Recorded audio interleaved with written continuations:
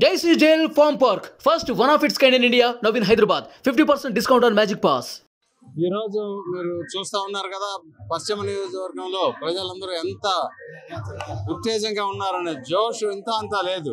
Bharatiya Janata party అభ్యర్థిగా నేను, తెలుగుదేశం అభ్యర్థిగా కేశినేని చిన్ని గారు, జనసేన పవన్ కళ్యాణ్ గారి మద్దతుతో ఇక్కడ ప్రచారం మొదలు పెట్టాం. ఇక్కడ పరిస్థితులు చూస్తే మాత్రం లోగడ ఎమ్మెల్యేలు మంత్రులుగా చేసిన వాళ్ళు ఏమాత్రం ఒక చిల్లిగా అంతా కూడా పొలిటికల్ విల్ లేకుండా వాళ్ళు ఎందుకు ఎమ్మెల్యే అయ్యారో, ఎందుకు మంత్రులు అయ్యారో, ఎందుకు వెళ్ళిపోయారో తెలియదు. 5 సంవత్సరాలు 10 సంవత్సరాలు కూడా చాలా వృధా పాలన చేసినట్టుగా కనపడతా ఉంది. ఇక్కడ పరిస్థితులు చాలా దారుణంగా ఉన్నాయి. ఈ పరిస్థితుల్లో విజయం తథ్యం, అందులో అనుమానమే లేదు. కానీ ప్రజల ఆదరణతో మంచి మెజారిటీతో మమ్మల్ని గెలిపించి ఆ తర్వాత వాళ్ళు గట్టిగా మాతో ఎంపీ గారితో నన్ను ఎమ్మెల్యేతో గట్టిగా పనులు చేయించుకోవాలని చెప్పేది నా కోరిక. డబుల్ ఇంజన్ సర్కార్ అని చెప్తుంటాం కదా, ఎన్డీఏ అక్కడ ఎన్డీఏ ఇక్కడ ఎన్డీఏనే. అక్కడ మోడీ గారు ప్రధానమంత్రి, ఇక్కడ చంద్రబాబు నాయుడు గారు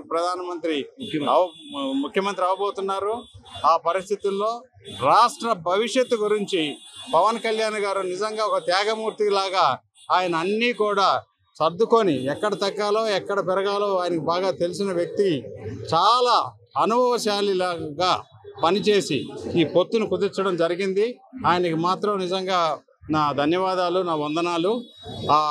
అంటే ఆంధ్రప్రదేశ్ ప్రజల భవిష్యత్తు గురించి, ఆంధ్రప్రదేశ్ రాష్ట్ర పరిస్థితి గురించి ఆయన చూసి ఎట్టి పరిస్థితుల్లో ఇప్పుడున్న ప్రభుత్వం ఇక కొనసాగడానికి వీల్లేదు. కొనసాగితే ఆంధ్రప్రదేశ్ మొత్తం అరణ్యం కంటే దారుణంగా తయారవుద్దని చెప్పి ఆయన ఊహించి ఆయన కాంప్రమైజ్ అయ్యి అన్నీ సర్దుకొని ఈరోజు జనసేన పార్టీ సపోర్ట్తో ఈ పొత్తు కుదిరింది.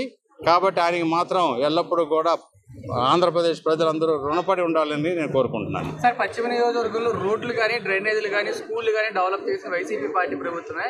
ఇంకా అభివృద్ధి చేయడానికి ఇక్కడ ఏముందని చెప్పాలి? ప్రజలు చెప్పాలి. అది వాళ్ళు ప్రత్యర్థులు చెప్పడం అంటే సిగ్గుందా అని అడుగుతున్నాను నేను. అందుకని ఇంకేం చెప్పలేను. రోడ్లు ఎలా ఉన్నాయి, డ్రైనేజ్ సిస్టమ్ ఎట్లా ఉంది, స్కూళ్ళు ఉన్నాయా, కాలేజీలు ఉన్నాయా, హాస్పిటల్ ఉన్నాయా ఉంటే ప్రజలను అడిగితే ప్రజల దగ్గర మీరు ఇంటర్వ్యూ చేస్తే తెలుస్తుంది. కాబట్టి వాళ్ళ దానికి అంటే అబద్ధాలు చెప్పేసి ఒకసారి అయితే ఓట్లు సంపాదించారు, మళ్ళీ కుదరదు. అది అయిపోయింది. వాళ్ళ ఆ పార్టీ యొక్క లైఫ్ అయిపోయింది. ఇక మళ్ళీ డిపాజిట్ కూడా రావడానికి అవకాశం లేదు. సుమన్ టీవీలో మీ పర్సనల్ అండ్ బిజినెస్ ప్రమోషన్స్ కోసం కింది నెంబర్కి కాంటాక్ట్ చేయండి.